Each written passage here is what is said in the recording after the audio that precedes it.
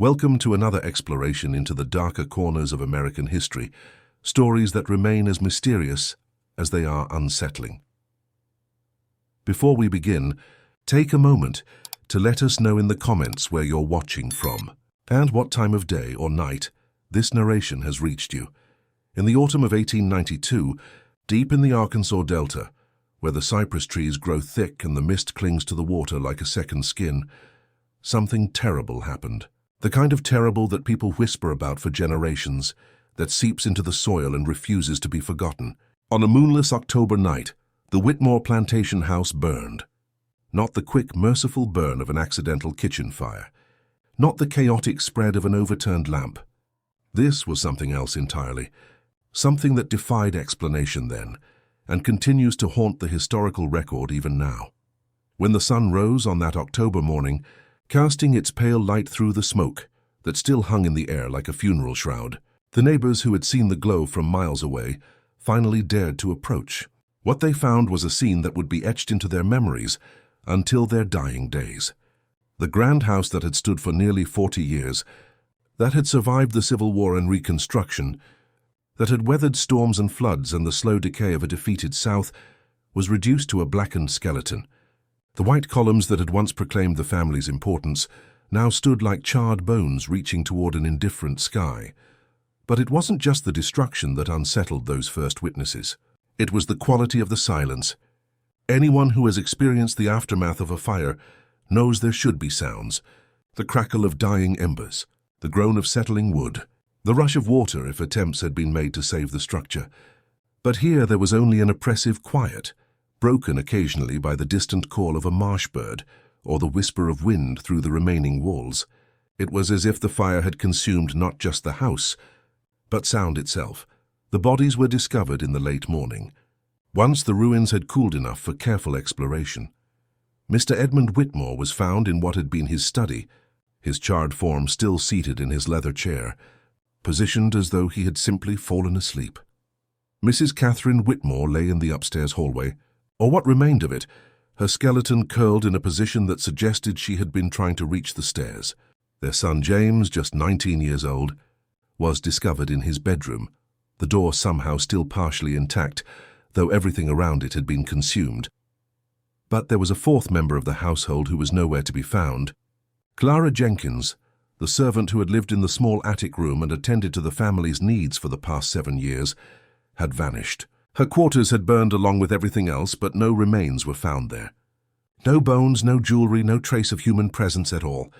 It was as if she had simply dissolved into the smoke, or perhaps walked away before the flames began their work. The question that hung in the air that morning, thick as the smoke itself, was simple and terrible.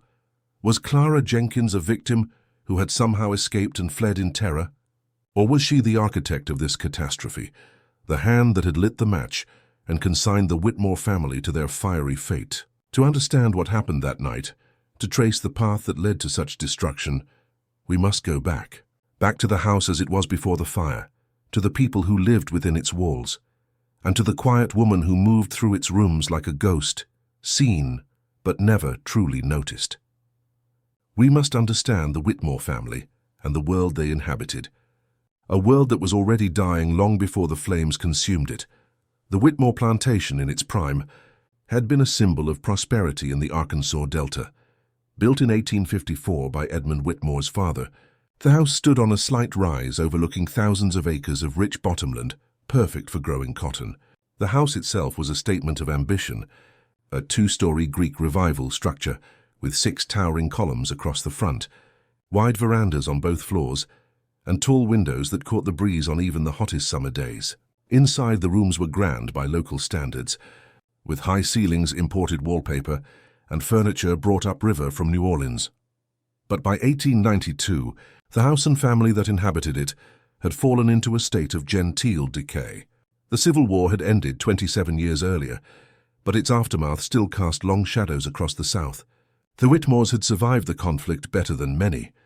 Their house had not been burned by Union troops, their land had not been confiscated, and they had managed to hold on to enough wealth to continue operating after emancipation forced them to reimagine their labor system. But survival is not the same as thriving. and the Whitmore family of the 1890s was a pale shadow of what it had once been. Edmund Whitmore, 62 years old in that final year of his life, was a man haunted by the past. He had been young during the war, too young to fight in the early years, but old enough to serve in the final, desperate months of the Confederacy. He had returned home to find his father dead, his mother aged beyond her years, and a world that no longer made sense to him. He had done his best to maintain the plantation, to keep up appearances, but he was fighting a losing battle against time and economic reality. The cotton prices were never quite high enough, the floods always seemed to come at the wrong time, and the workers he employed were, in his view, never quite as productive as the slaves his father had owned. He spent most of his days in his study, a dark-paneled room lined with books he no longer read, drinking bourbon and going over account ledgers that never balanced the way he wanted them to. His face had taken on the florid, broken-veined appearance of a habitual drinker, and his hands shook slightly when he lit his pipe. But he maintained the fiction of authority, issuing orders to his wife and son and the few workers who remained on the property, acting as though he was still the master of a great estate rather than the caretaker of a crumbling ruin. Catherine Whitmore, his wife, had once been considered a beauty. Born to a wealthy family in Little Rock, she had married Edmund when she was just 18, drawn by the romance of plantation life and the promise of the Whitmore name. But the reality of her existence had slowly worn away whatever beauty and joy she had once possessed. At 58, she was thin to the point of gauntness, her face a map of disappointments and petty grievances. She had no real power in the world beyond her household, and so she exercised what control she had with a cruelty that was all the more vicious for being petty. Mrs. Whitmore took particular pleasure in managing the servants, though by 1892 the household staff had dwindled to just 2 people, Clara Jenkins and an elderly handyman named Moses, who lived in a small cabin near the barn and rarely came to the main house. Clara bore the brunt of Mrs. Whitmore's daily frustrations, subjected to a constant stream of criticism, impossible demands, and sudden rages over trivial matters. A teacup not arranged properly, a fold in a sheet, a moment's hesitation in responding to a summons, any of these could trigger an outburst that might last for hours. The cruelty was not just verbal. Mrs. Whitmore thought nothing of striking Clara for perceived offenses, or forcing her to redo hours of work for the smallest imperfection. She seemed to derive genuine satisfaction from these acts of domination, as though by crushing this one woman's spirit, she could somehow reclaim the power and status that was slipping away from her family. James Whitmore, the only child, was perhaps the most tragic figure in the household. At 19, he should have been looking forward to the future, planning his life, perhaps courting a young woman from one of the other declining plantation families. Instead, he was trapped between his parents' fading dreams and a world that was rapidly moving beyond the one they clung to. He had inherited his father's weakness for drink and his mother's capacity for casual cruelty, but he had developed neither the intelligence to break free nor the strength to carve out his own path. He spent his days hunting in the swamps, drinking his father's bourbon, and occasionally making half-hearted attempts to help manage the property. But mostly he simply existed, a young man who had been born too late, into a world that had no real place for him. He treated Clara with the thoughtless cruelty of someone who had never been taught to see servants as fully human, alternating between ignoring her completely and making crude jokes at her expense. And then there was Clara Jenkins herself, the quiet woman who moved through the house like a shadow, the woman who would either vanish in the fire or orchestrate it. To understand what happened that October night, we must understand Clara, though the historical record makes that task extraordinarily difficult. She left no diary, no letters that survived, no photographs. What we know of her comes from legal documents, from the observations of others, and from the investigation that followed the fire. Clara had come to work for the Whitmores in 1885, when she was approximately 23 years old. She had been born in the Delta, the daughter of formerly enslaved people who had tried to make a life for themselves in the chaotic years after emancipation. Her father had died when she was young, her mother when she was 17. She had worked various jobs, field hand, laundress, cook, before coming to the Whitmore house as a maid-of-all-work. By all accounts, she was an excellent servant. She was punctual, thorough, and required little supervision. She kept the house as clean as it could be kept, given its declining state. She cooked adequate, if not inspired, meals. She mended clothing, tended the small kitchen garden, and performed the 100 other tasks required to keep a household functioning. She spoke rarely, only when addressed, and never complained about her treatment, no matter how harsh. To the Whitmores and the few neighbors who occasionally visited, Clara was simply part of the household machinery, as unremarkable as the furniture. But there were those who noticed things about Clara that suggested hidden depths. Moses, the handyman, would later tell investigators that Clara was different. He claimed she had an intensity about her, that when she thought no one was watching, her face would take on an expression he couldn't quite describe, but that unsettled him. He said she spent her rare free hours walking in the swamp, and that sometimes he could hear her voice in the night, though whether she was singing or praying or talking to herself, he couldn't say. The local reverend, who occasionally visited the plantation to check on the spiritual welfare of the workers, noted in his journal that Clara attended services irregularly but with great intensity when she did come. He wrote that she seemed to listen to his sermons on sin and purification with an unsettling fervor, and that once, when he spoke about the fires of judgment, he had looked out at the congregation to find her staring at him with tears streaming down her face, though her expression remained completely blank. But these were just small details, easy to overlook or dismiss. To most people, Clara Jenkins was simply the Whitmore servant, a quiet woman who kept to herself and did her work. No one could have predicted what was coming, or perhaps they could have, if they had been paying attention to the small signs that were accumulating, the little warnings that something was terribly wrong behind the servant's placid expression. The house itself seemed to reflect the decay of the family that inhabited it. The paint was peeling from the columns, exposing grey wood beneath. Several windows had cracked panes that had never been replaced. The roof leaked in multiple places, and buckets had to be strategically positioned during rainstorms. The once grand furniture was worn and faded, and entire rooms had been closed off because there was no longer any reason to heat or maintain them. But it was more than just physical decay. There was something oppressive about the atmosphere in the house, something that visitors noticed and remarked upon. The air inside always seemed heavy and still, even when windows were open. Sounds seemed muffled, as though the house itself were holding its breath.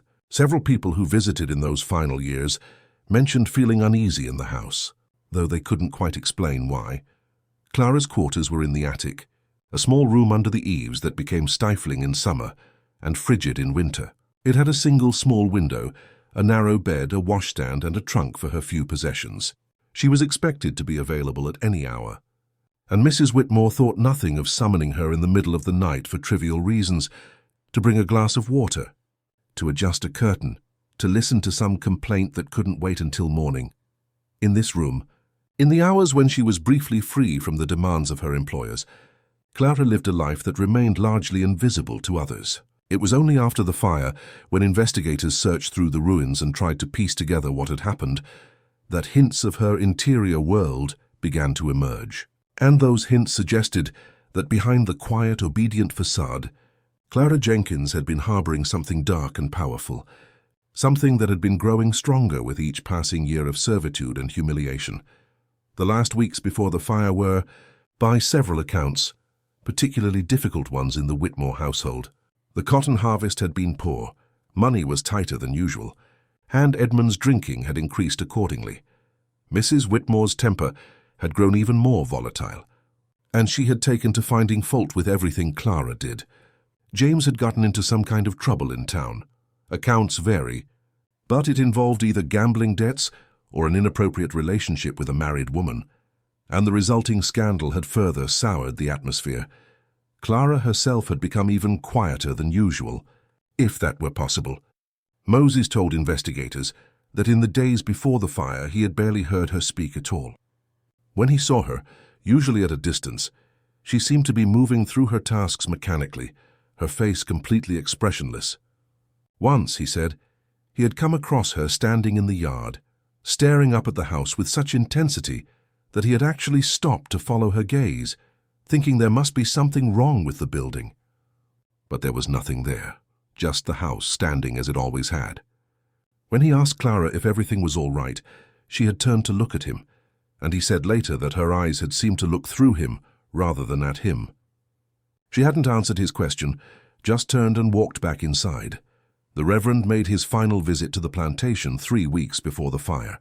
He later reported that he had felt compelled to speak with Clara privately, though he couldn't explain exactly why. He found her in the kitchen, and he asked her if she needed spiritual counsel, if there was anything troubling her soul.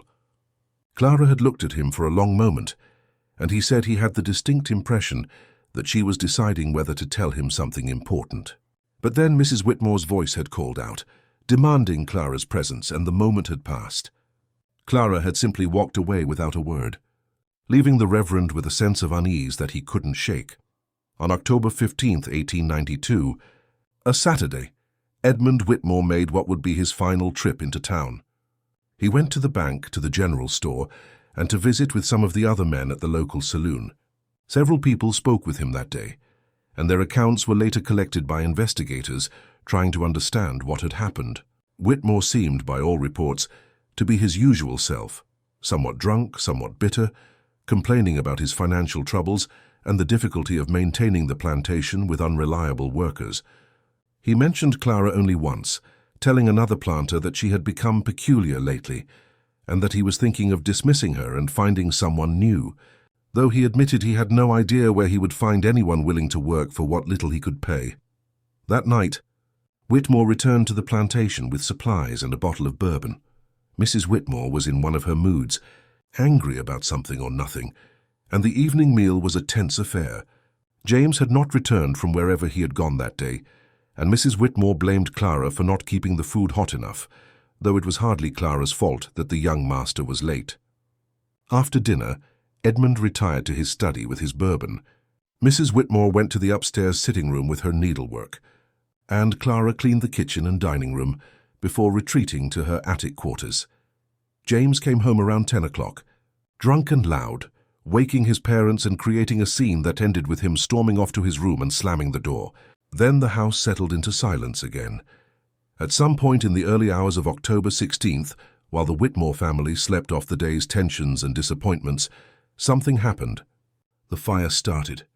By the time it was noticed, by the time flames began to show in the windows and the smoke began to pour from the eaves, it was too late for the people inside. The neighbors who saw the glow first came from the McAllister farm, about 2 miles away. They roused others as they rushed toward the Whitmore place, and by the time they arrived, perhaps a dozen people had gathered. But even as they watched, they knew there was nothing to be done. The fire had already consumed too much. The house was already lost. Some of the men tried to get closer to see if anyone might be saved, but the heat drove them back.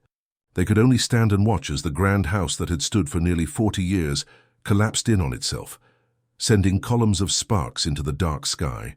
The fire burned for hours, and even after there was nothing left to burn, the ruins smoldered for days. It was in those ruins, in the investigation that followed, that the true mystery began to unfold. Because this was not a simple fire, not a straightforward case of arson or accident.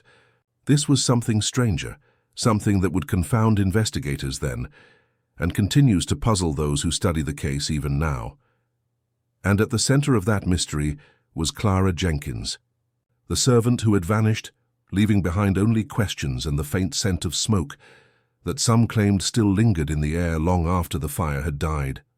In the weeks following the fire, as investigators combed through the ruins and interviewed anyone who might have relevant information, the picture began to emerge of Clara Jenkins that was far more complex than her role as the quiet, obedient servant suggested. The woman who had seemed to simply fade into the background of the Whitmore household had been living a rich and troubled interior life, one that had gone almost entirely unnoticed by those around her. The first hints of this hidden life came from the discovery of Clara's attic room, or rather what remained of it. While much of the house had been reduced to ash and charred timber, certain objects had survived, protected by their position or composition. In the ruins of Clara's quarters, investigators found a number of items that raised immediate questions. There was first her trunk, which had been made of thick metal and had protected some of its contents from complete destruction. Inside, they found clothing, the plain, serviceable dresses and undergarments one would expect a servant to own. But they also found items that seemed out of place.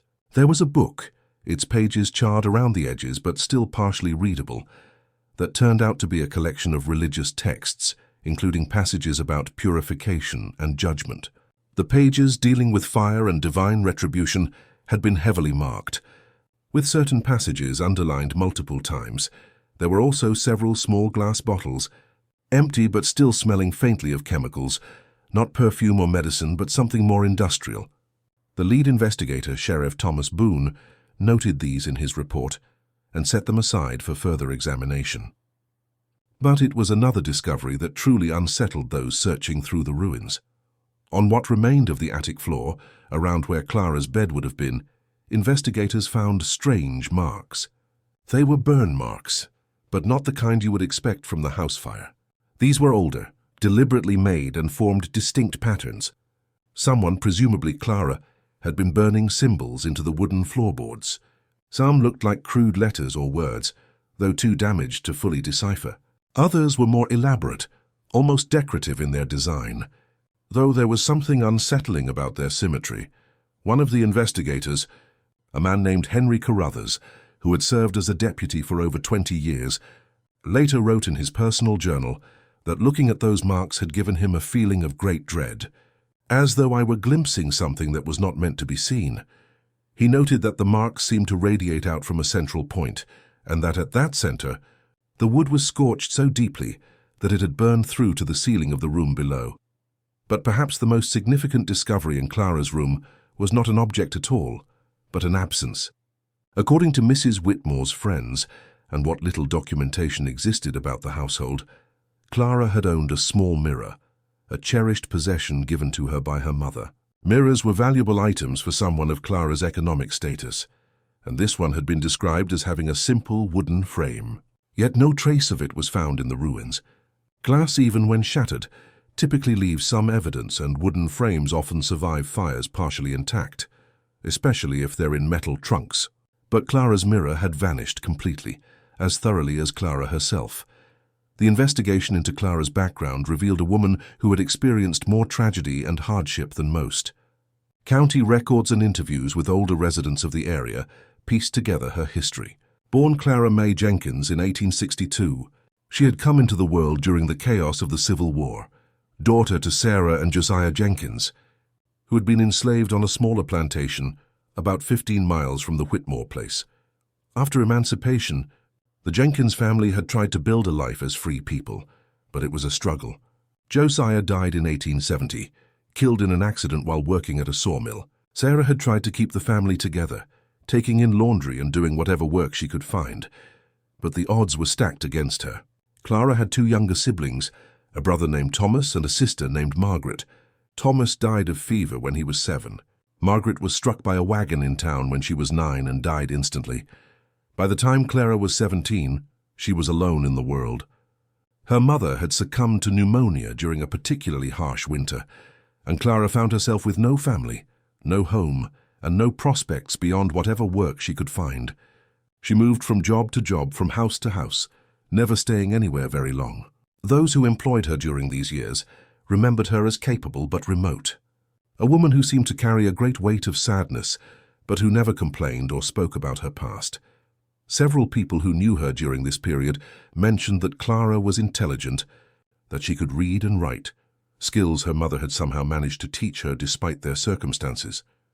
One woman who had employed Clara briefly as a laundress recalled that Clara had once quoted scripture from memory, a long passage about the righteous being tested by fire, and that she had done so with such intensity that it had actually frightened her employer. It was in 1885 that Clara came to work for the Whitmores, and by all accounts she seemed initially grateful for the position. The pay was poor and the work was hard, but it was steady employment, and she had a room of her own, however small. For the first year or 2, she performed her duties without incident, and there are no records of any problems or complaints beyond the usual minor issues that arose in any household. But something changed around 1887. Several people who saw Clara during this period noted a difference in her, though they struggled to articulate exactly what it was. She had always been quiet, but now there was a quality to her silence that felt deliberate rather than merely shy or subservient. She had always kept to herself, but now she seemed to actively avoid any social contact beyond what was absolutely necessary for her work. The local midwife, a woman named Esther Collins, who had known Clara since she was a child, encountered her in town one day in the spring of 1888 and was disturbed enough by the interaction to mention it to several people. She said that Clara had seemed to not quite recognize her at first, and that when recognition did come, Clara's expression had been strange and distant, like she was looking at me from very far away. Mrs. Collins had asked Clara how she was faring, and Clara had replied, "I am learning patience. I am learning to wait." When Mrs. Collins asked what she meant, Clara had simply smiled, a smile Mrs. Collins described as not natural, not right, and walked away. Moses, the handyman who worked on the Whitmore property, had his own observations about Clara's changing behavior. He told investigators that around this time, Clara had begun taking long walks in the swamp on her rare free afternoons. At first, he thought nothing of it. The swamps could be beautiful in their way, and perhaps Clara simply needed time away from the oppressive atmosphere of the house. But he began to notice that she always returned from these walks with something, small objects that she carried back to her room. Curious, Moses had once followed her at a distance to see where she went. He watched as Clara made her way deep into the swamp, to a place where a lightning-struck cypress tree stood alone in a small clearing. There she had knelt in the mud, and although Moses couldn't hear what she was saying, he could see her lips moving, and the intensity of her posture suggested she was praying, or perhaps speaking to someone he couldn't see. After several minutes, she had gathered up some of the charred wood from the lightning-struck tree and some of the white clay from the swamp bank, placed them in the pockets of her apron, and walked back toward the house. Moses had not mentioned this to anyone at the time. It seemed like Clara's private business, and perhaps a harmless eccentricity. But after the fire he remembered it clearly, and it took on a more sinister significance. What had Clara been doing out there? What had she been saying? And what had she been doing with the charred wood and clay she collected? The investigation also uncovered accounts from the Whitmore family themselves, recorded in letters and documented in legal papers related to the eventual settlement of the estate. These documents revealed that Clara had not been the perfectly compliant servant she appeared to be. There had been incidents, small acts of what might be called resistance or revenge. In a letter from Mrs. Whitmore to her sister in Little Rock, dated March 1890, she complained that Clara had served a dinner party for Edmund's business associates, during which everything went wrong in the most vexing manner. The soup was oversalted, one of the roasts was undercooked, and a serving dish had somehow been dropped, shattering on the dining room floor. Mrs. Whitmore had been certain Clara had done these things deliberately to embarrass her, though Clara had apologized with such apparent sincerity that Mrs. Whitmore couldn't prove anything. She had beaten Clara afterwards, she wrote, but felt no satisfaction from it, as Clara had endured the punishment with unnatural stillness, as though her mind were elsewhere entirely. There were other incidents, all minor enough to not warrant dismissal, but significant enough to trouble Mrs. Whitmore. Items misplaced, tasks done incorrectly, small acts of clumsiness that seemed just slightly too convenient, and through it all Clara maintained her expression of blank compliance, apologizing when required, accepting punishment without protest, but never quite seeming to be fully present.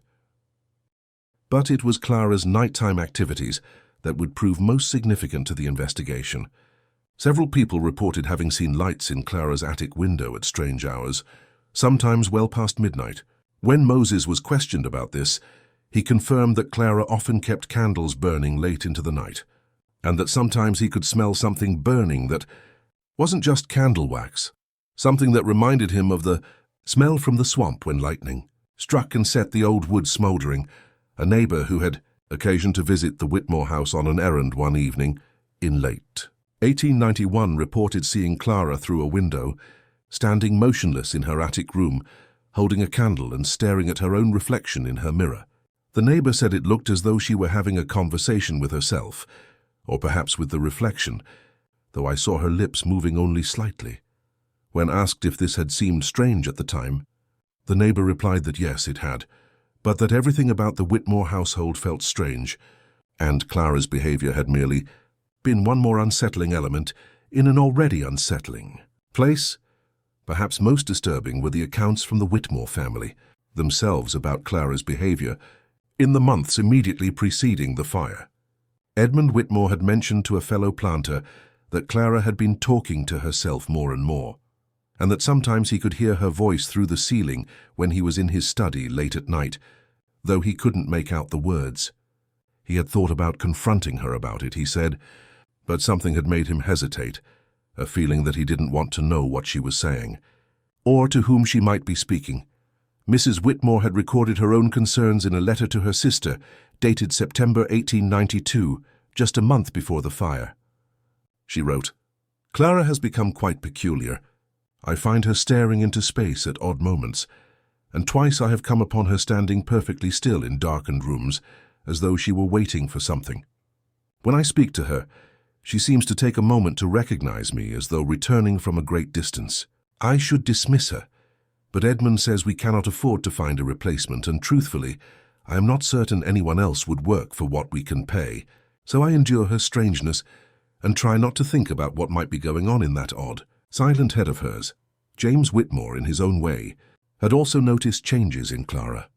In a conversation with friends in town that was later reported to investigators, he had joked that Clara had become quite the fire enthusiast, explaining that he had seen her staring at the fireplace when she thought no one was looking, watching the flames with such intensity that he had actually spoken to her several times before she seemed to hear him.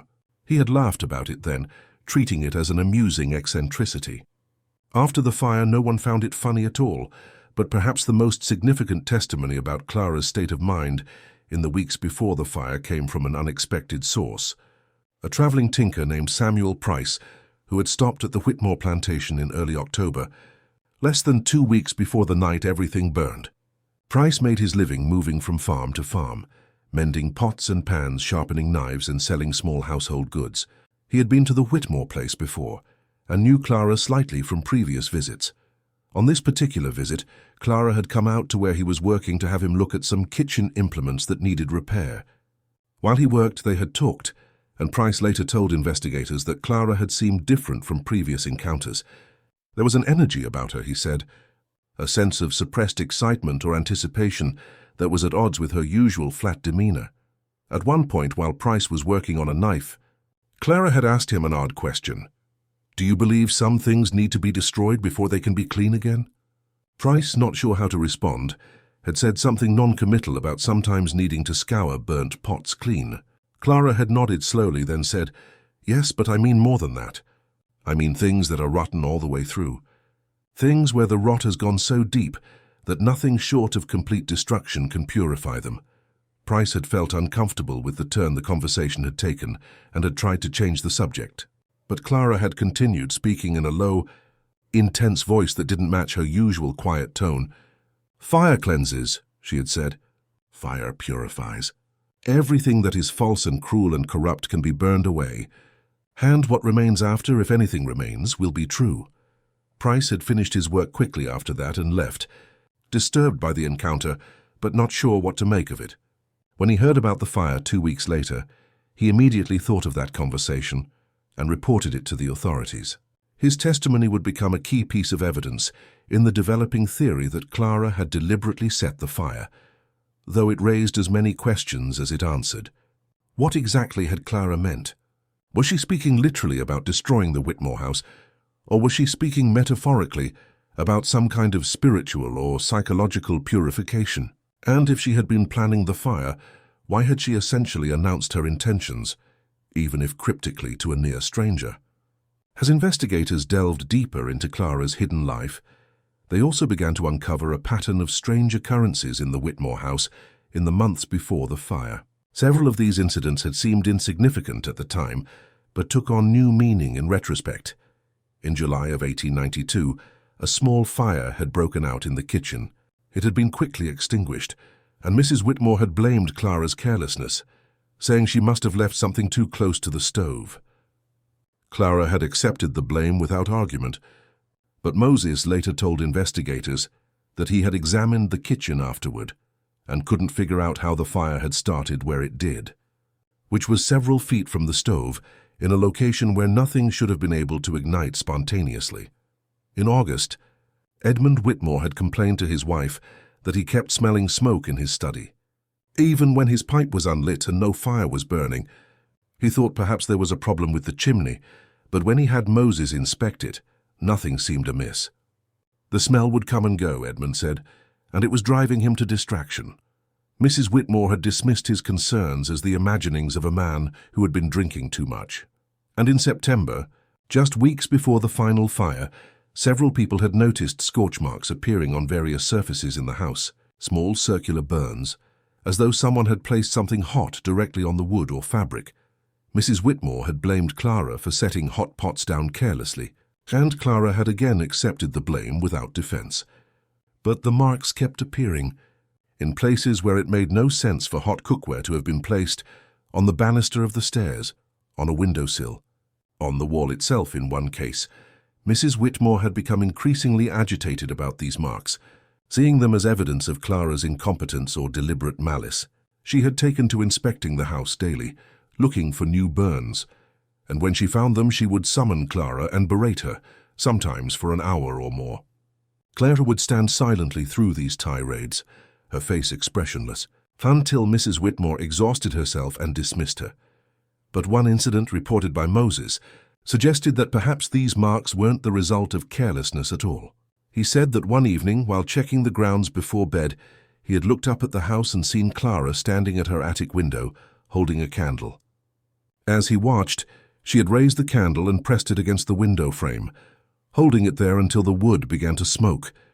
Then she had pulled it back, studied the mark she had made, and moved to another spot to do the same thing again. Moses said he had been paralyzed by the strangeness of the scene, unable to understand why Clara would deliberately damage the house that was her home, however humble her position in it. He had almost called out to her, almost reported what he had seen to Mr. Whitmore, but something had stopped him. Perhaps it was fear, or perhaps it was a strange kind of loyalty, the solidarity of one powerless person with another. Whatever the reason, he had said nothing, and the marks had continued to appear, and Mrs. Whitmore had continued to rage at Clara. And Clara had continued to accept the blame in silence. Looking back, Moses told investigators, he realized he had been watching Clara mark the house, watching her perhaps practice or prepare for something larger. But at the time, it had seemed like just another piece of strangeness in a household full of strange things, and he had tried not to think too hard about what it might mean. As the investigation continued, Sheriff Boone began to form a theory. It seemed increasingly clear that Clara Jenkins had deliberately set the fire that destroyed the Whitmore house and killed its inhabitants. The question was not whether she had done it, but how and what her state of mind had been when she did. Was this a calculated act of revenge, planned and executed with cold precision, or was it the action of a woman who had been pushed beyond her limits, whose mind had broken under years of abuse and grinding hardship? The evidence suggested something of both. The burn marks that predated the final fire, the walks in the swamp, the conversations about purification and destruction, these all pointed to premeditation, to a woman who had been preparing herself mentally and perhaps practically for what she would eventually do. But the reports of her strange behaviors, the accounts of her seeming to drift away mentally during her daily tasks, the sense that she was no longer quite present in the world around her, these suggested someone who was not entirely in control of herself, someone who might have been driven into a state where the boundary between thought and action had become dangerously blurred. But there was still the question of method. How exactly had Clara managed to set a fire that would completely destroy the house and kill all its occupants? This was not as simple as it might seem. Houses, especially old wooden houses like the Whitmore plantation, were certainly flammable, but they didn't simply burst into flames on their own. Starting a fire large enough and hot enough to consume an entire house required either a significant accelerant or multiple points of ignition, and preferably both. Moreover, the fire would need to be set in such a way that it could spread through the house quickly enough that the occupants couldn't escape. The Whitmores' bedrooms were on the second floor, and while they were elderly, and the family as a whole was not particularly physically robust, They would have had at least some time to react once they smelled smoke or heard the sound of flames. Yet all three had died in the fire, apparently without even attempting to escape through windows or to the roof. This suggested either that the fire had spread with unnatural speed, or that there had been something else involved. Perhaps the family had been incapacitated in some way before the fire began, but the state of the remains made it impossible to determine whether they had been drugged or harmed before the fire, and there was no evidence that Clara had access to anything that could have rendered them unconscious. It was at this point in the investigation that Sheriff Boone decided to consult with an expert. He reached out to a chemist named Dr. Marcus Wendell, who taught at a small college in Little Rock and had a reputation for assisting law enforcement with cases involving unusual circumstances. Dr. Wendell made the journey to the site of the Whitmore fire and spent several days examining the ruins and the few physical objects that had been preserved. What Dr. Wendell discovered would add a new and deeply unsettling dimension to the mystery of Clara Jenkins and the fire that consumed the Whitmore house. Because this was not, he determined, an ordinary fire at all. There were characteristics to the burn patterns, to the way certain materials had been affected, while others remained relatively unscathed, that defied normal explanation. This was not just a house fire, however deliberately set. This was something stranger, something that seemed to violate the natural laws that governed how fire behaved. And if Dr. Wendell was right, and his reputation suggested he usually was, then Clara Jenkins had not simply struck a match and set the house ablaze. She had done something far more complex and far more disturbing, something that suggested either a level of technical knowledge that seemed impossible for a woman of her circumstances to possess, or something even more troubling, something that fell outside the realm of science entirely and into the territory of the inexplicable. The investigation was about to take a turn into darkness from which it would never fully emerge. Dr. Marcus Wendell was not a man prone to superstition or wild speculation. He had spent 20 years studying chemistry, teaching at the university level, and occasionally consulting with law enforcement on cases where scientific expertise was required. He had seen arsenic poisonings, explosions caused by improper storage of industrial chemicals, and deaths that had at first appeared supernatural but had ultimately been explained by natural causes.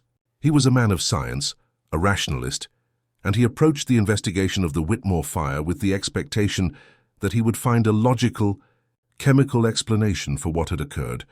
But what he found at the ruins of the Whitmore house challenged his expectations in ways that would trouble him for the rest of his life. In his formal report, submitted to Sheriff Boone in early November of 1892, Dr. Wendell detailed his findings with meticulous care. But even through his professional language, a sense of unease and even fear was palpable. The first anomaly he noted was the pattern of destruction. In a typical house fire, especially one involving a wooden structure, the fire spreads in predictable ways. It follows fuel sources, moves upward as heat rises, and tends to consume materials more or less uniformly based on their flammability. But the Whitmore house had not burned in this typical pattern. Dr. Wendell noted that certain parts of the house had been consumed far more thoroughly than others, reduced to fine ash that crumbled at the slightest touch. Other sections, which should logically have burned just as intensely, were merely charred, with the wood still partially intact.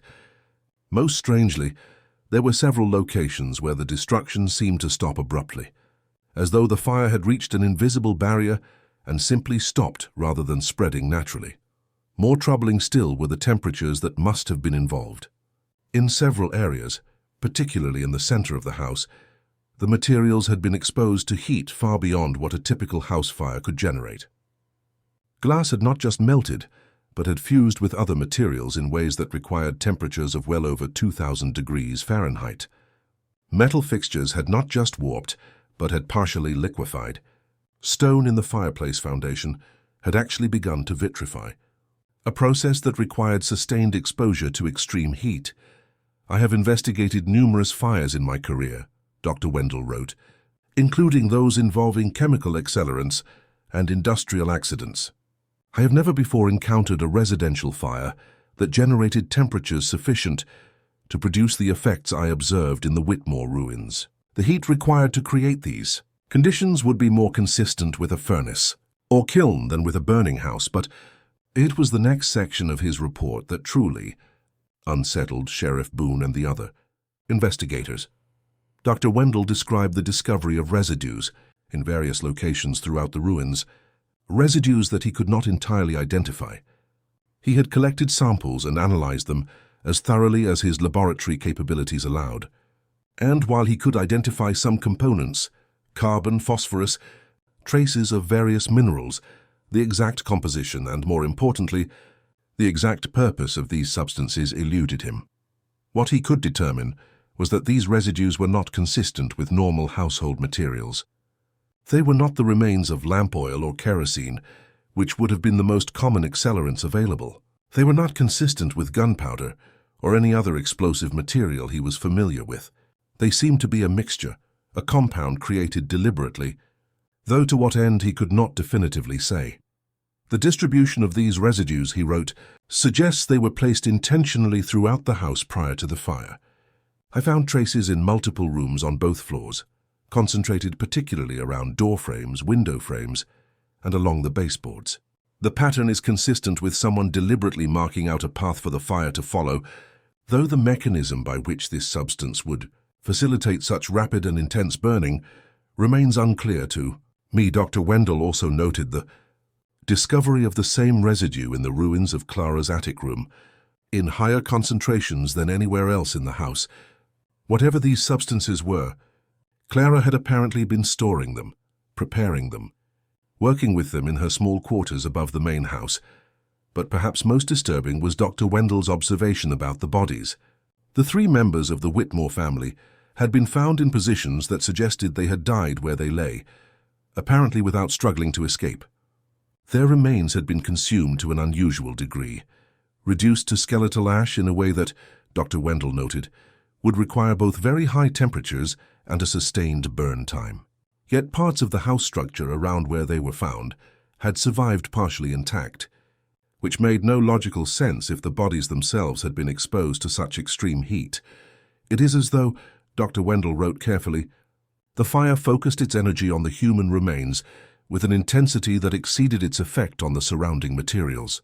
While I hesitate to make such a statement without firmer scientific footing, I must note that the destruction of the bodies seems almost deliberate, as though they were specifically targeted by the fire, rather than simply caught in a general conflagration. He concluded his report with an observation that would fuel speculation for years to come. I cannot provide a complete scientific explanation for the fire that destroyed the Whitmore house. While I can confirm that some form of chemical accelerant was almost certainly used, and that the fire appears to have been deliberately set, there are aspects of this case that fall outside my professional expertise. The pattern of destruction, the extreme temperatures achieved, and the unusual selectivity of the fire's effects all suggest either a level of sophistication in the arson that I would not expect from an untrained individual, or factors that I am not equipped to analyze or explain.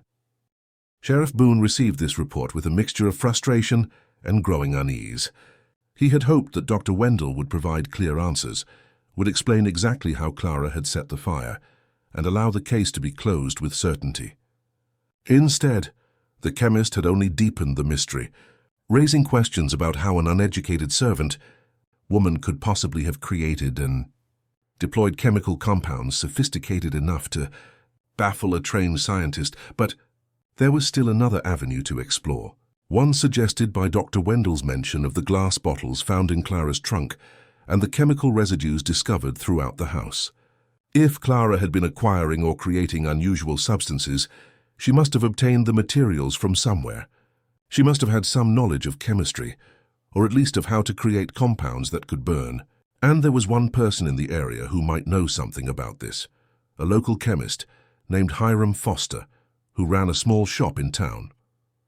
Foster was an old man, semi-retired, who spent most of his time now tending his garden and occasionally helping students from the local school with science experiments. But in his younger days he had been quite active, providing various chemicals and compounds to local businesses and even to the military during the war. He kept detailed records of all his transactions, a habit born from years of working with dangerous substances and wanting to ensure accountability. When Sheriff Boone visited Foster in mid-November, bringing with him some of the residue samples that Dr. Wendell had collected, the old chemist examined them carefully, using his magnifying glass and performing a few simple tests with reagents from his small personal laboratory. After a long silence, he looked up at the sheriff with an expression of surprise. "This is phosphorus," he said slowly, indicating one component of the residue. "White phosphorus, specifically. It's highly flammable, dangerous to handle, and not something you'd typically find in a household." "Where would someone get white phosphorus?" Boone asked. Foster hesitated.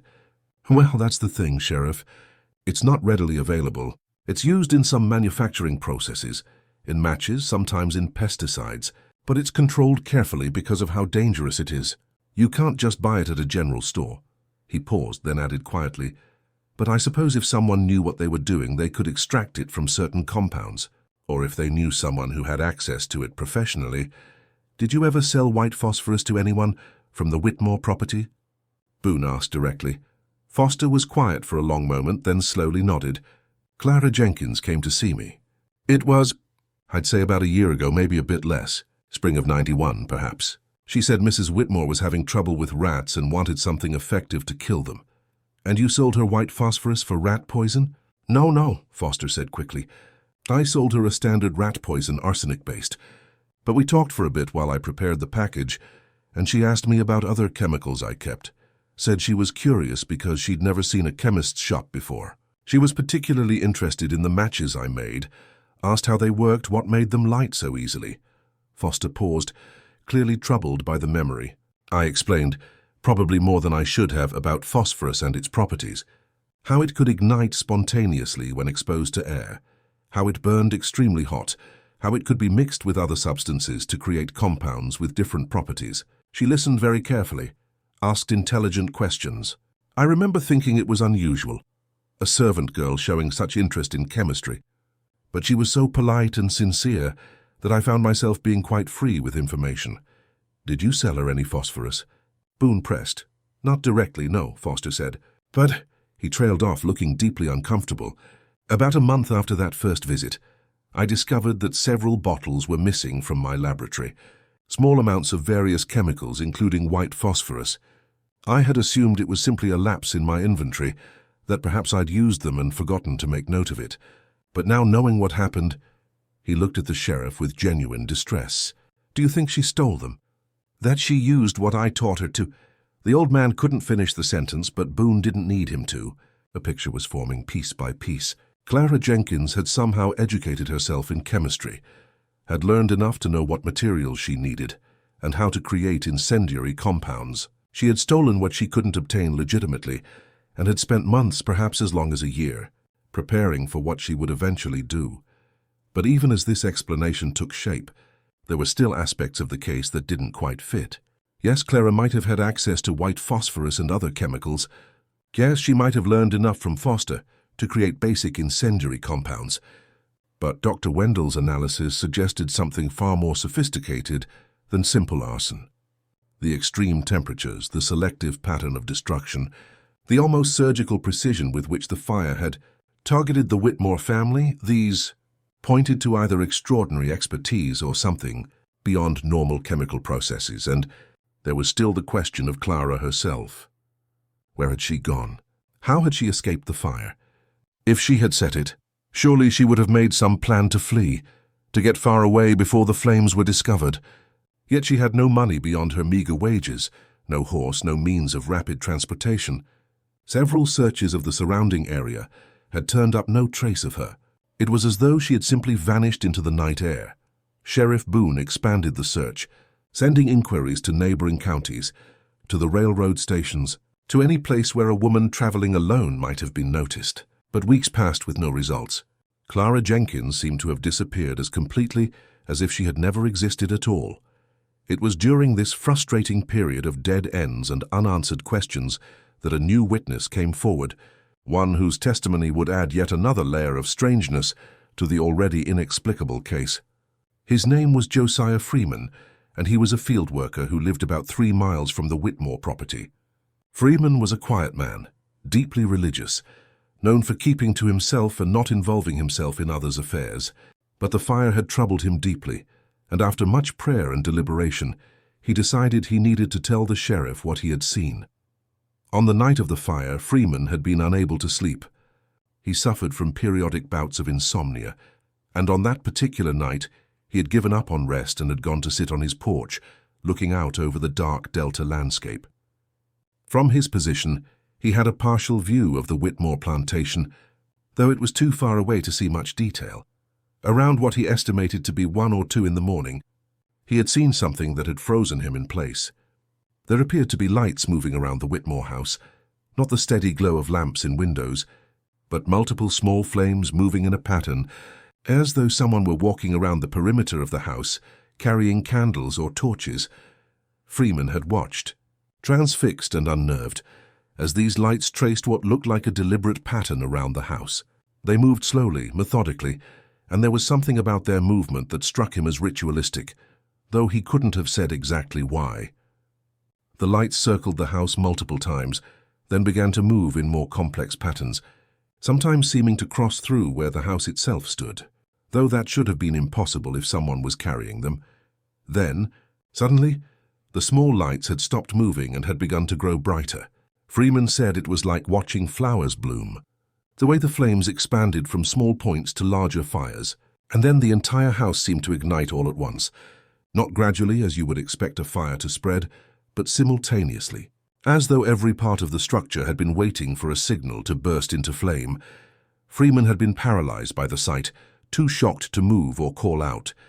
He watched the house burn with a fierce intensity, the flames rising high into the night sky, and he said that even from 3 miles away, he could feel the heat on his face, which should have been impossible at that distance. But the most unsettling part of his testimony was what he claimed to have seen in the moments before the house became fully engulfed. In the midst of those dancing lights, in the center of the pattern they had been tracing, Freeman said he saw a figure. It was dark, silhouetted against the flames, but it appeared to be a woman, standing perfectly still with her arms raised. She was like a conductor, Freeman told Sheriff Boone, struggling to find the right words, like she was directing music or a choir. Her arms were moving in a slow, deliberate way, and the fires were moving with her. When she raised her arms higher, the flames grew taller. When she brought them down, the fires seemed to pulse and spread. I know how it sounds, Sheriff. I know what you must think of me. But I swear to you on my immortal soul, I saw a woman commanding those flames, and they obeyed her. Boone listened to this account with deep skepticism. Freeman had been 3 miles away in the dark, witnessing something traumatic and frightening. Surely his eyes and imagination had played tricks on him, creating the appearance of human agency in what was simply a fire spreading through a wooden structure. Yet Freeman was adamant, and there was something in his obvious distress and sincerity that gave the sheriff pause. "Did you see what happened to this woman?" Boone asked. "Did you see where she went?" Freeman shook his head. Once the whole house was burning, the light was too bright and the smoke was too thick. I couldn't make out anything specific. "But, Sheriff," he hesitated, clearly debating whether to continue. "After the house was fully engulfed, I saw one more thing.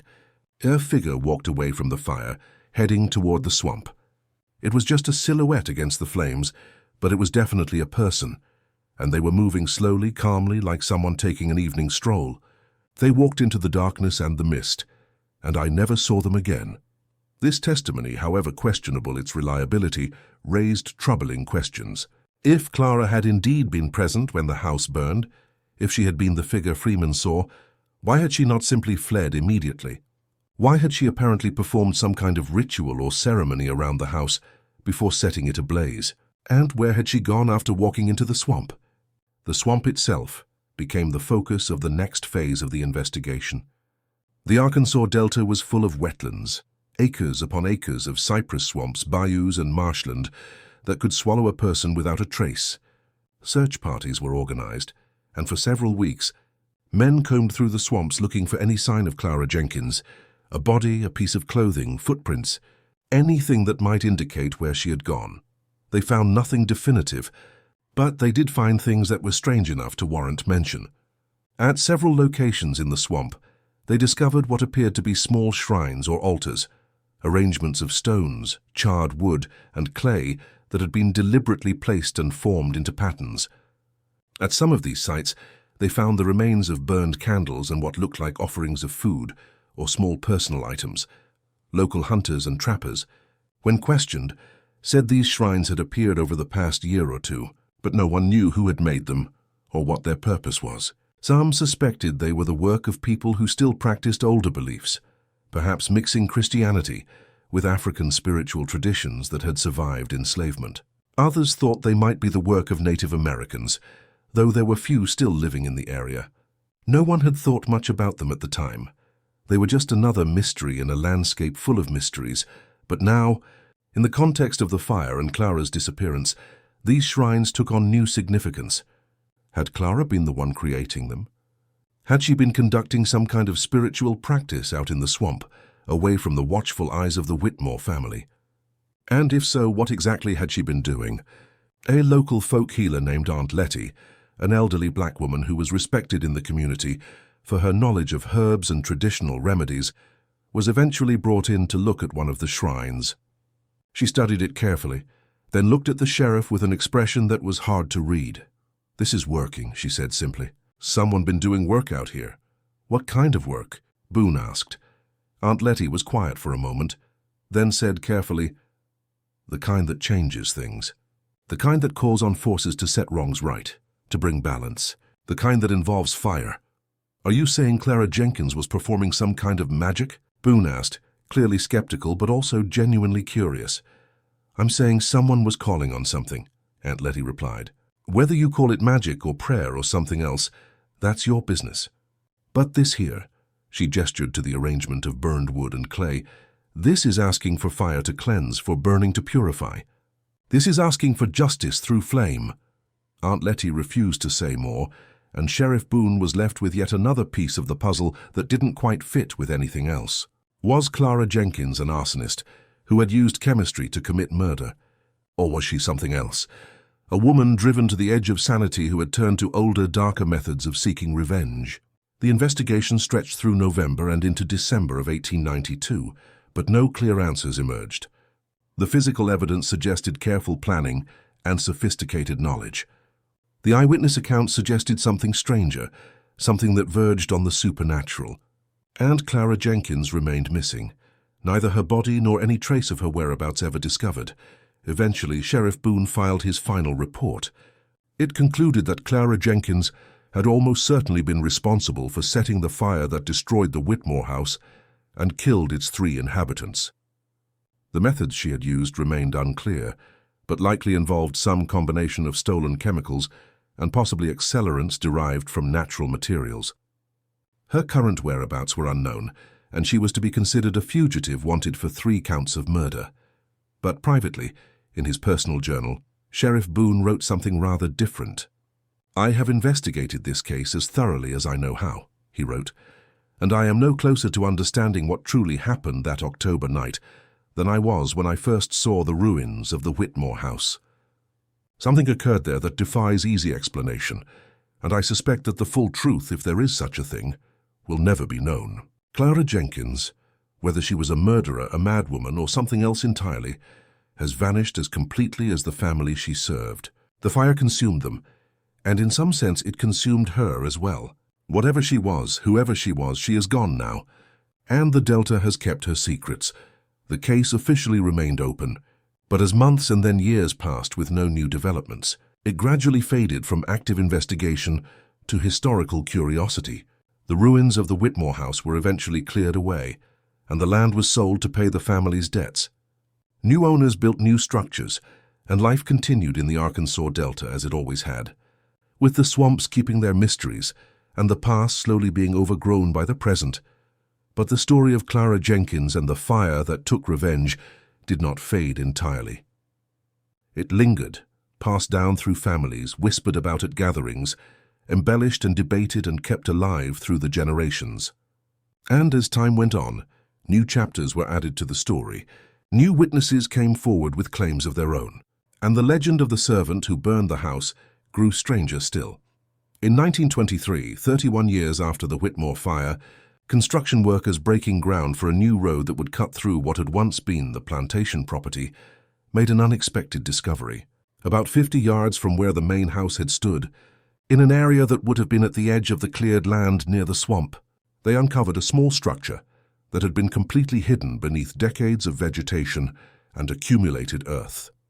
It was a crude shelter, barely more than a shack, built from salvaged wood and partially dug out of the earth itself. Inside, protected from the elements by its earthen cover, the workers found objects that would reignite interest in the Clara Jenkins case and add new dimensions to the mystery.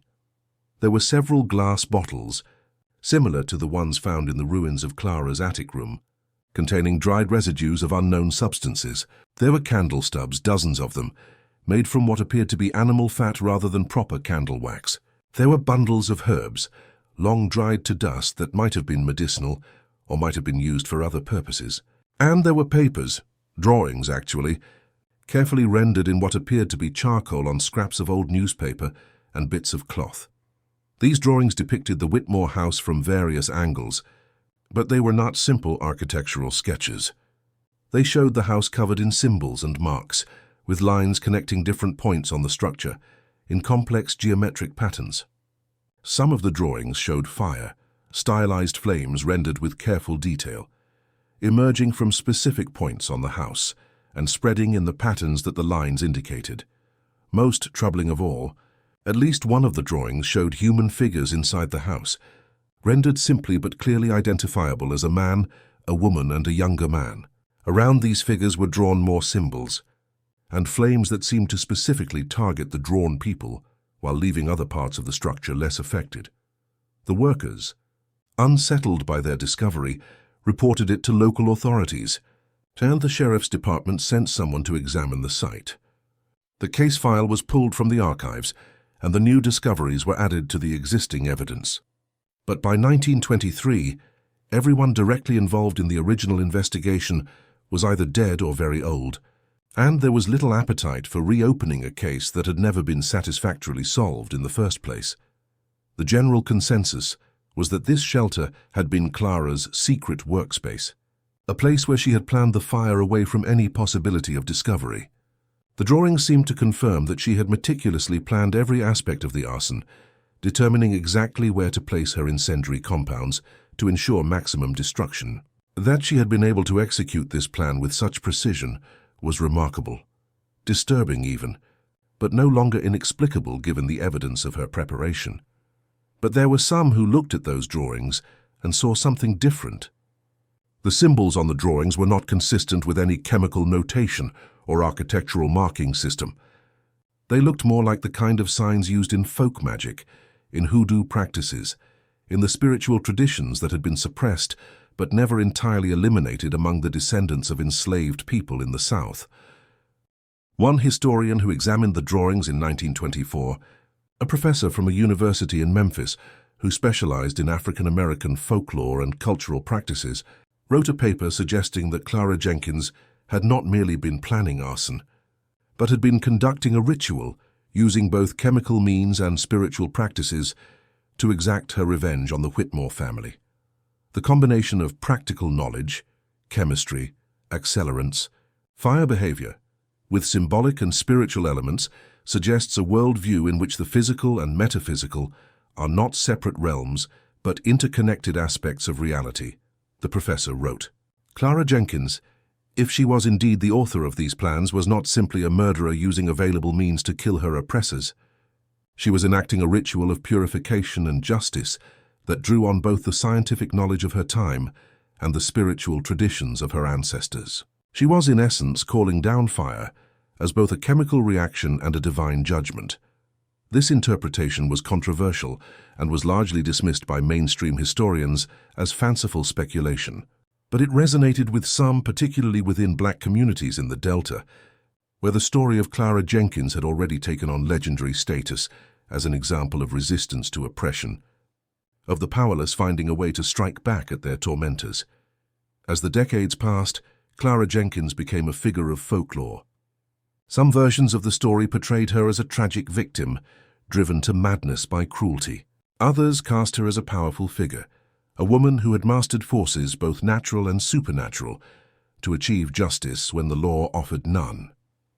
Still others suggested she had been blessed or cursed with abilities beyond normal human understanding, that she had been chosen as an instrument of divine retribution. And alongside these legends came claims, unverifiable, often second-hand or third-hand, but persistent nonetheless, that Clara Jenkins had not died in the fire or shortly after it, that she had instead disappeared into the swamp and survived there, living a hidden life in the wetlands. In the 1930s, during the Great Depression, several people reported encounters with a woman living deep in the swamps. She was described as elderly but vigorous, living in a small dwelling made of cypress wood and mud, surviving on fish and game and wild plants. Those who claimed to have seen her said she never spoke, but that she had a way of looking at visitors that made them feel simultaneously seen and judged. None of these reports could be confirmed, and most were dismissed as tall tales or misidentifications of hermits who did occasionally live in remote swamp areas. In the 1940s, a folklorist collecting stories in the Delta recorded an account from an elderly man who claimed his grandmother had known Clara Jenkins personally. According to this third-hand story, Clara had not died at all, but had lived in the swamp for many years after the fire, occasionally emerging to help people who were sick or in need. The grandmother claimed that Clara had special knowledge of herbs and healing, and that she could talk to fire, meaning she could prevent fires from spreading, or could start them with just a word and a gesture. She wasn't evil, the man's grandmother had allegedly said. She was justice. She did what needed doing, and then she went away to where people like the Whitmores couldn't reach her anymore. But she watched over folks from the swamp, and if you were in real trouble, if you needed help that nobody else could give, you could go out to where the old cypress lightning tree stood, and you could call for her, and sometimes she would come. These stories, however romantic or embellished they may have been, kept the memory of Clara Jenkins alive long after the physical evidence of her existence had crumbled to dust. The case remained officially unsolved. Clara remained officially missing and wanted for murder. But in the collective memory of the Delta, she had become something else, a symbol, a legend, a story that people told to remind themselves that even in the face of overwhelming oppression, resistance was possible. But there was one more chapter to the story, one final twist that would come more than a century after the fire itself, and would bring the legend of Clara Jenkins into the modern era, with implications that no one could have anticipated. In 2003, a group of historians and archaeologists received permission to conduct a thorough survey of the area where the Whitmore plantation had stood. The land had changed hands many times over the decades, had been farmed, abandoned, partially flooded, and reclaimed. But there were still remnants of the old property buried beneath the soil and vegetation, and the researchers hoped to locate and preserve any remaining artifacts from the antebellum and Reconstruction periods. Using ground-penetrating radar and other modern archaeological techniques, they mapped out the foundations of various structures that had once stood on the property. And in doing so, they discovered something unexpected, a foundation that didn't correspond to any known building from the Whitmore era. This foundation was located about 100 yards from where the main house had stood, in what would have been a wooded area at the time, not visible from the house itself. It was small, perhaps 12 feet by 12 feet, and it was old. Analysis of the materials suggested it dated from roughly the same period as the main house, possibly a bit earlier. When they began to excavate the site, they found that this small foundation supported what had once been a chimney or hearth of some kind, much more substantial than would be needed for a simple cabin. The stones showed signs of having been exposed to extreme heat, repeatedly and over a long period of time. In the soil around the foundation, they found more of the chemical residues that had been discovered in the main house ruins: phosphorus, sulfur, various other compounds consistent with early attempts at creating incendiary materials. But they also found something else, something that brought the excavation to a halt and required consultation with experts from multiple disciplines. Beneath the foundation, in a small hollow that had been deliberately created in the earth, they found bones. Human bones.DNA testing was conducted, but given the age of the remains and their condition, it was impossible to make any definitive identification. But the bones were those of an adult, likely female based on analysis of the pelvis and skull structure. And radiocarbon dating suggested the person had died sometime between 1890 and 1895, exactly the time period of the Whitmore fire. Had they found Clara Jenkins? Had she not vanished into the swamp after all, but instead been buried here, at this site that appeared to have been some kind of workspace or laboratory? And if so, what did that mean for all the accounts of the fire? If Clara had died and been buried here, who had set the fire? Or had she somehow managed to set the fire and then return to this place to die, only to be buried by person or persons unknown? The discovery raised more questions than it answered, and archaeological protocol required that the remains be studied thoroughly before any conclusions could be drawn. But as the team continued their excavation of the site, they made another discovery that would prove even more unsettling. Beneath the layer where the bones were found, they discovered a wooden box, miraculously preserved by the particular composition of the soil and its depth below the water table. When they carefully opened this box, they found it contained papers, letters actually, written in a careful, educated hand on paper that had yellowed with age but remained legible. These letters, it turned out, were written by Clara Jenkins. They were addressed to her dead mother, a one-sided correspondence that Clara had apparently maintained over years, writing to the woman who had raised her and who had died when Clara was just entering adulthood. The letters had never been sent, of course. They were written to someone who existed only in memory and grief. But they had been carefully preserved, each one dated, each one signed, a record of Clara's interior life that no one had known existed. The letters were heartbreaking in their honesty, revealing a woman of intelligence and feeling who had been trapped in circumstances that slowly crushed her spirit. She wrote about her daily life, about the endless work and the casual cruelties she endured. She wrote about her loneliness, about missing her family, about the difficulty of maintaining her humanity in a situation that seemed designed to strip it away. But as the letters progressed chronologically, they also revealed Clara's growing anger and her determination to find some way to resist her oppression. In a letter dated April 1891, she wrote, "Mama, I have been thinking about fire. Do you remember how you told me that God is a consuming fire, that he burns away all that is impure? I think about that often now. I think about how fire purifies, how it takes what is corrupt and reduces it to ash, making way for new growth. I wonder if perhaps God means for me to be an instrument of that purification." In another letter, from August 1891, she wrote, "I have been learning, Mama, learning about how things burn, about what makes fire hot enough to consume anything, about how to make flames obey. There is a science to it, but there is also something more. The old people, back when you were young, they knew things that the white folks don't understand.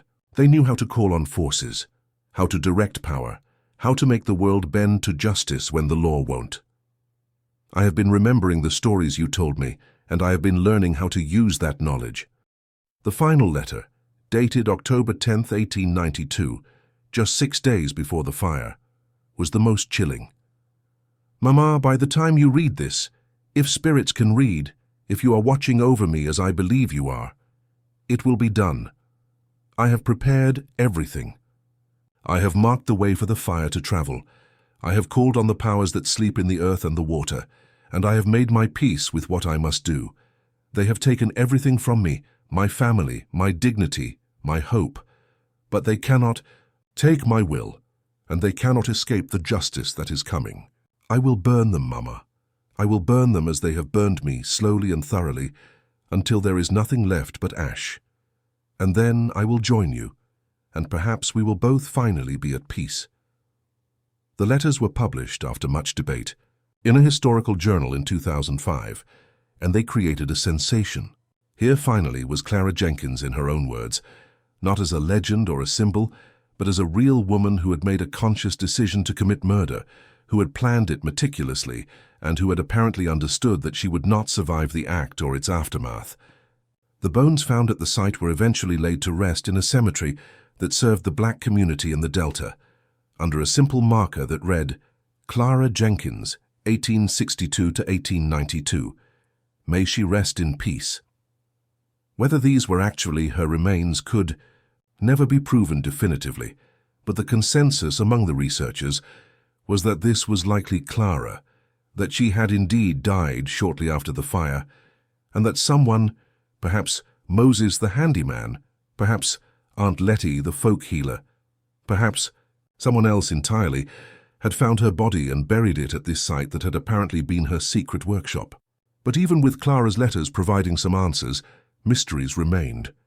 The letters spoke of calling on powers and forces that sleep in the earth, suggesting that Clara believed she was doing more than just chemistry when she prepared for the fire. They spoke of marking paths and making preparations that sounded both scientific and ritualistic. And they left open the question of exactly how Clara had managed to create a fire that behaved in the unusual ways documented by Dr. Wendell and other investigators. The discovery of the letters and the bones brought renewed interest in the case, and several scholars wrote books and articles about Clara Jenkins, attempting to place her story in the broader context of resistance to oppression in the post-Reconstruction South. She was held up as an example of how the powerless could fight back against their oppressors, though there was significant debate about whether murder could ever be justified, regardless of the provocation. But there was one more element to the story, one final strange detail that emerged in the years following the archaeological discoveries. Several people who visited the site where the Whitmore house had stood, or where Clara's workshop had been found, reported unusual experiences. They spoke of feeling watched, of sensing a presence they couldn't quite identify. Some reported seeing lights in the distance at night, small flames that moved and flickered before disappearing. Others mentioned smelling smoke when there was no fire, or feeling sudden waves of heat on cool days. These reports were easy to dismiss as psychological phenomena, the power of suggestion acting on people who knew the story and were primed to experience something unusual. But there were enough of them, from enough different people over enough years, that they became part of the legend themselves. In 2011, a young historian named Michaela Thompson spent several weeks in the Delta researching a book about the Clara Jenkins case. She interviewed descendants of people who had known the Whitmores and Clara. She examined all the evidence in the case file, and she visited the sites associated with the story.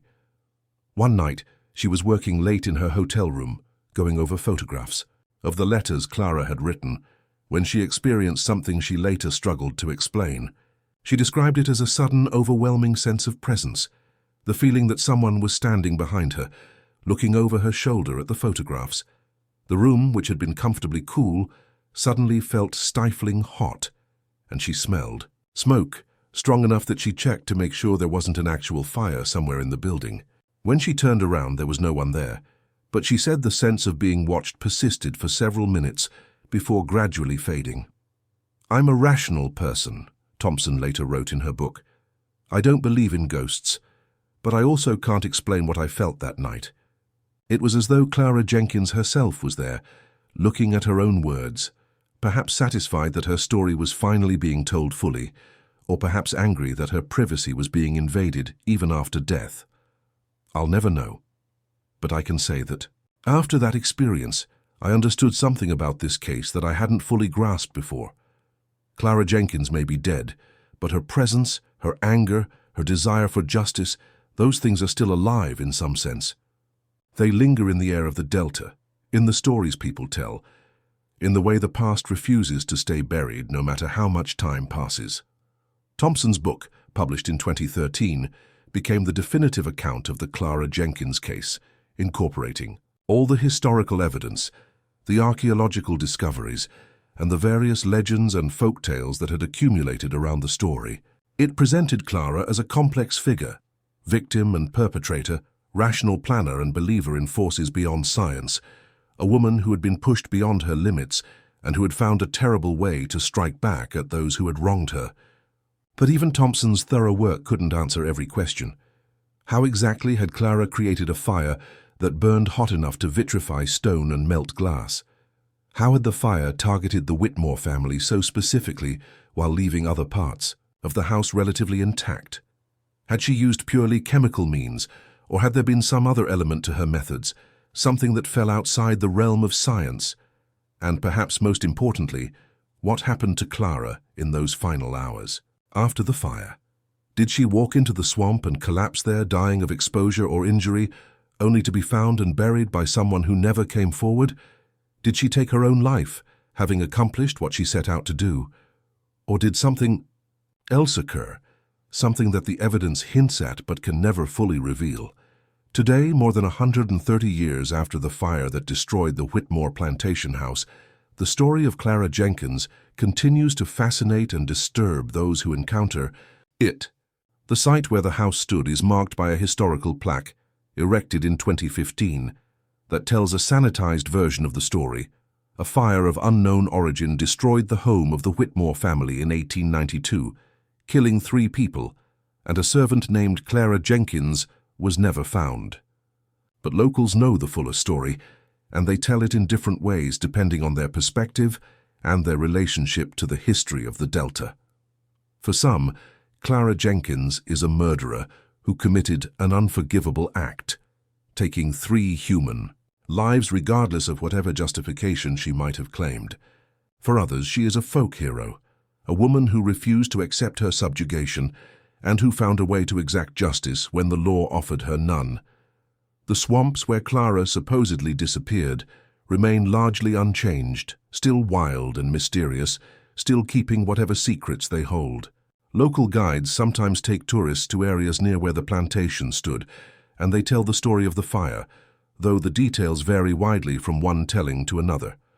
Some of these guides claim that on certain nights, particularly in October around the anniversary of the fire, you can still see strange lights moving through the swamp, and you can smell smoke where no fire burns. Scientific researchers who have studied the case in recent years have attempted to recreate Clara's incendiary compounds based on the evidence found at the site and the chemicals that would have been available to her. Some have had success creating mixtures that burn hot and fast, though none have been able to fully reproduce the extreme temperatures and unusual burn patterns documented in the original investigation. The general consensus is that Clara was remarkably skilled and knowledgeable for someone of her background and circumstances, but that some aspects of the fire remain unexplained by conventional chemistry. The debate about whether Clara used only scientific methods or incorporated spiritual practices into her plans continues. Scholars of African American history and folklore point to the evidence of the symbols on her drawings, the shrines in the swamp, and her own letters mentioning calling on powers as proof that she was drawing on spiritual traditions passed down from her ancestors. Skeptics argue that these elements were merely psychological, that Clara may have believed she was working with supernatural forces, but was actually just using chemistry and her knowledge of how buildings burn. Perhaps the truth, as is so often the case, lies somewhere between these extremes. Perhaps Clara Jenkins was a woman who understood both the scientific and the spiritual, who saw no contradiction between mixing chemical compounds and conducting rituals, between studying how phosphorus ignites and calling on the spirits of her ancestors for strength and guidance. Perhaps she was working in a worldview where these things were not separate, but interconnected, where practical knowledge and spiritual power reinforced each other. What we can say with certainty is that on the night of October 16, 1892, something extraordinary happened in the Arkansas Delta. A house burned in a fire that defied easy explanation. 3 people died, and a woman named Clara Jenkins disappeared, leaving behind only questions, legends, and the faint smell of smoke that some claim still lingers in the air when the wind blows from the swamp. Her body was never definitively identified, though bones found at a site that was likely her secret workshop were buried under her name. Her fate remains unknown, though the balance of evidence suggests she died shortly after the fire, whether from injuries, exposure, deliberate suicide, or some other cause. But in another sense, Clara Jenkins never died at all. She lives on in stories and legends, in the questions that her case continues to raise about justice, revenge, power, and the lengths to which a person might go when pushed beyond their limits. The Whitmore family, once prominent in their community, are now mostly forgotten except as victims of the famous fire. The plantation they lived on has been divided, sold, and built over many times. The grand house that once stood as a symbol of their status exists now only in a few old photographs and in the charred foundations that archaeologists have documented. They are gone, consumed by the fire just as surely as the house itself was consumed, but Clara Jenkins remains. She remains in the collective memory of the Delta, in the stories that grandmothers tell grandchildren, in the books that historians write, in the tourists who come to see where the famous fire happened. She remains as a reminder that history is not just the story of the powerful, but also the story of those they oppressed, and that sometimes the oppressed find ways to resist that echo through time. She remains in the questions that still have no complete answers. How did she acquire the knowledge she had? How did she create compounds sophisticated enough to baffle a trained chemist? How did she manage to set a fire that burned with such intensity and such apparent precision? And where did she go in those final hours, walking into the swamp mist while behind her the house burned and the Whitmore family died? She remains in the legends of lights in the swamp, of a woman made of smoke who appears on certain nights, of fires that start without cause and burn without consuming. She remains in the feeling that some visitors to the area report, the sense of being watched, of a presence that is simultaneously angry and sad, that demands to be remembered and acknowledged. And she remains in the simple, undeniable fact that on one October night in 1892, a servant woman who had been treated as less than human proved that she was anything but powerless. She proved that even the most oppressed person could find a way to strike back, could craft a revenge so complete that it would be remembered long after everyone involved was dust. She proved that fire, properly understood and properly directed, could indeed purify, could burn away what was corrupt, could serve as an instrument of justice when justice could not be obtained through any other means. Whether what Clara Jenkins did was right or wrong, whether it was murder or righteous retribution, whether it was the act of a rational woman using available means to free herself, or the work of a broken mind finding violent expression, these are questions that each person who encounters her story must answer for themselves. The historical record provides facts, but it cannot provide final judgments. It can only present the evidence and allow each generation to interpret it through the lens of their own understanding and values. What cannot be disputed is that Clara Jenkins took control of her own story in the most dramatic way possible. She refused to be a passive victim, refused to accept her fate, refused to simply endure until death released her from suffering. Instead, she acted. She planned, she prepared, she learned, she worked, and ultimately she created a fire that would burn for more than a century in the memories and imaginations of those who heard her story. That fire took the Whitmore family and their house, but it also transformed Clara Jenkins from a forgotten servant into a legend, from someone who existed only to serve others into someone whose story would be told and retold, studied and debated, remembered and honored long after the people who oppressed her had been forgotten. Some fires, as the saying goes, never die. They just wait for someone to remember them. And the fire that Clara Jenkins set, whether with chemicals alone or with chemicals and something more, whether in desperation or cold calculation, whether as her final act or her transformation into something beyond human, that fire has never gone out. It burns still in the stories we tell, in the questions we ask, in the way we remember a woman who refused to be powerless, who refused to be erased, who made herself unforgettable through flame. On quiet nights in the Arkansas Delta, when the mist rises from the swamps and the cypress trees stand like sentinels in the darkness, some people claim they can still see her figure in the distance, surrounded by small dancing lights standing where the Whitmore house once stood. Some say she's still there, still waiting, still watching to make sure her story is not forgotten, that the truth of what happened is not buried under more comfortable lies.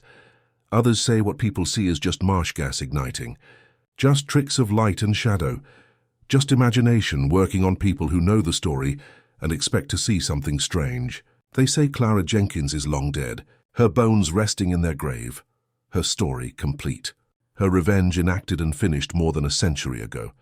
But late at night, when the rational explanations feel thin and the darkness seems alive with possibility, it's easy to believe that there are fires that can't be extinguished, that there are stories that refuse to end, that there are women who, even in death, will not be silenced or dismissed. Clara Jenkins set fire to a house, but she also set fire to history itself, forcing it to acknowledge her, to remember her, to wrestle with the questions her actions raise. And that fire, The fire of her story and her defiance and her desperate reach for justice continues to burn. It burns in every telling of her tale, in every person who hears it, and is forced to consider what they might do in her place. In every moment when the powerless look at their oppressors and wonder if there might be a way to push back. The fire Clara Jenkins set did not just destroy the Whitmore house. It illuminated something about the human spirit, its capacity for endurance, but also its capacity for resistance, its ability to suffer, but also its refusal to suffer forever, its potential to be broken, but also its potential to break back. And so the story ends where it began, with fire, with smoke rising through the Delta mist, with the question of what happened to Clara Jenkins still hanging in the air like the smell of burning wood. Did she die? Did she escape? Did she transform into something else entirely? Neither alive nor dead, but existing in that liminal space reserved for legends? The answer, perhaps, is that it doesn't matter. What matters is that she was here, that she acted, that she refused to be forgotten. What matters is that more than a century after the fire, we are still telling her story, still grappling with what it means, still unable to look away from the flame she set. Some fires burn for a night and are forgotten. Others burn forever, passed from generation to generation, their heat never diminishing, their light never fading. The fire that Clara Jenkins set is the latter kind. And as long as there are people who remember, as long as there are those who ask what happened in the Arkansas Delta on that October night in 1892, that fire will continue to burn. The house is ash. The family is dead. But Clara Jenkins, servant, chemist, folk practitioner, murderer, hero, legend, Clara Jenkins remains. She remains in the fire that will not die, in the story that will not end, in the question that will not be answered. And on certain nights, when the conditions are right, some say you can still see her standing where the house once stood, arms raised, commanding flames that burned more than a century ago, but somehow impossibly burn still.